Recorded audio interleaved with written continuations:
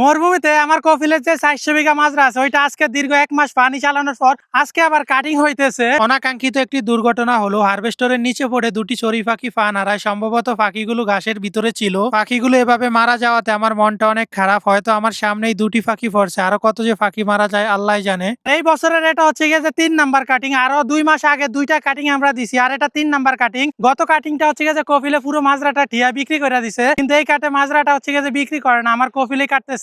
এই যে দেখেন আজকে কত বড় বড় দুইটা হাসাদা আসছে। গত সিজন হচ্ছে গিয়ে যে ট্রাক্টর গুলো আসছে, কিন্তু এই সিজনে হচ্ছে গিয়ে যে বড় ধরনের হাসাদা আসছে। আর এই হাসাদা গুলো আসলে হচ্ছে গিয়ে যে আমার একটু কষ্ট কম হয়। 400 বিঘা পুরো মাজরা আজকে হচ্ছে গিয়ে যে সারাদিন লাগবে ওদের কাটিং করতে। ওরা হচ্ছে গিয়ে যে আজকে সকাল 8টা বাজে আসছে, ইনশাল্লাহ বিকাল 6টার ভিতরে হচ্ছে গিয়ে যে কাটিং পুরোটা শেষ হয়ে যাবে। আগের ভিডিওতে আমি এই ঘাস কাটিং এর কত খরচ সেটা বলেছিলাম। এই ঘাস কাটিং এ প্রায় 1 লক্ষ টাকা হচ্ছে গিয়ে দেওয়া লাগে। একদিন সময় লাগে, কিন্তু 1 লক্ষ টাকা দেওয়া লাগে। ঘাস কাটিং করতে 1 লক্ষ টাকা লাগে, এটা আমি বলার পর অনেকে বলতেছেন যে এটা মিথ্যা কথা। না ভাই, এটা মিথ্যা কথা না। এই মাজরার সম্পূর্ণ ঘাসগুলো কাটতে হচ্ছে গিয়ে যে ওদেরকে 3000 রিয়াল দিতে হয়। সৌদি আরবে 3000 রিয়াল প্রায় বাংলার 1 লক্ষ টাকার কাছাকাছি।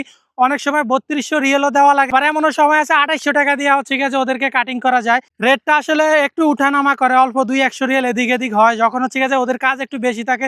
যখন এটা হাসাদা না পাওয়া যায় তখন হচ্ছে গিয়ে যে রেটটা একটু বেশি থাকে। আর যখন বেশি হাসাদা থাকে, সবাই বৈশা থাকে, কাজ নাই, তখন আবার একটু রেটটা কমে পাওয়া যায়। কাটিং করার এই মেশিনটাকে আরবিতে হচ্ছে গিয়ে যে হাসাদা বলে। এই হাসাদা গুলো আমার কফিলের না, এগুলো হচ্ছে গিয়ে যে বাইরের থেকে আসে। এই যে দেখেন ঘাসের কাটিং কিন্তু হচ্ছে গিয়ে যে মাশাআল্লাহ খুবই ভালো হয়েছে, একদম সব ছোট ছোট করছে।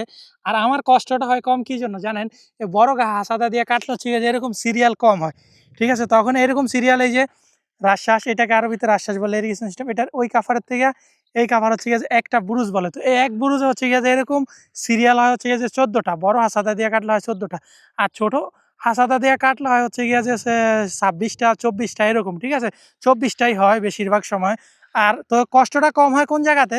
যখন এই গাছগুলো বান্ডিল করে তখন হচ্ছে গিয়ে যে, যেহেতু এদিক দিয়ে বান্ডিল করলে হচ্ছে গিয়ে যে পরবর্তীতে বান্ডিল করার পর কিছু পার্সেন্ট থাইকা যায়, ওইটা আবার আমার পরিষ্কার করে ওই যে কাফার আছে, কাফারের গোড়া হচ্ছে গিয়ে যে ফালাইতে হয়। তখন আর আমার কি হয় যে কষ্টটা একটু কম হয়, যেহেতু এরকম খত, এটাকে আরবিতে খত বলে, এক সিরিয়াল হচ্ছে গিয়ে আরবিতে খত বলে। তো এই খত যেহেতু কম, তো আমার কষ্টও কম। দেখ এক খতে যাইলাম 16 বার যাইতে হয়, ঠিক আছে? তো 16 বার যেহেতু আমরা যাই না, আর বার্সিমও থাকে কম, যখন হচ্ছে যে গাছগুলো বান্ডিল করে তখন একটু কম কম ফইরা থাকে। এখন যেহেতু হচ্ছে গিয়ে যে এখানে 2টা খাত হওয়ার কথা, ঠিক আছে? তো সেই জায়গা হচ্ছে একটা হয়।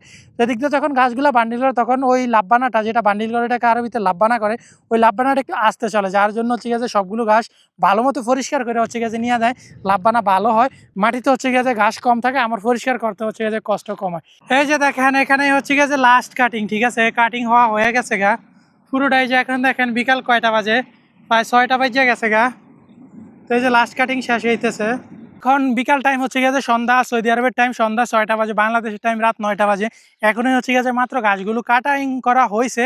আর আমি আসলে আজকে প্রচুর কাজ করছি। এই যে দেখেন আমার শরীরের অবস্থা দেখেই বুঝতে পারতেছেন, প্রচুর পরিমাণ কাজ করা। এখন হচ্ছে গিয়ে যে বিকালটা টাইম হচ্ছে গিয়ে যে ছুটি সময় পাইলাম। তো সকালে একটু সময় পাইছি, শুধু কাটিংটা কিভাবে করো ওইটার ভিডিওটা করে রাখছি।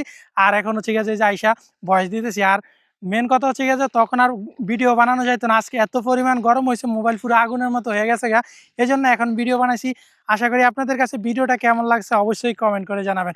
আর এই ভিডিওটা কে কোথায় থেকে দেখছেন কমেন্ট করেন। পরবর্তী যে কোনো একটি ভিডিওতে আপনার কমেন্টটি পড়ে শোনানো হবে। ধন্যবাদ সবাইকে, মার সালামা।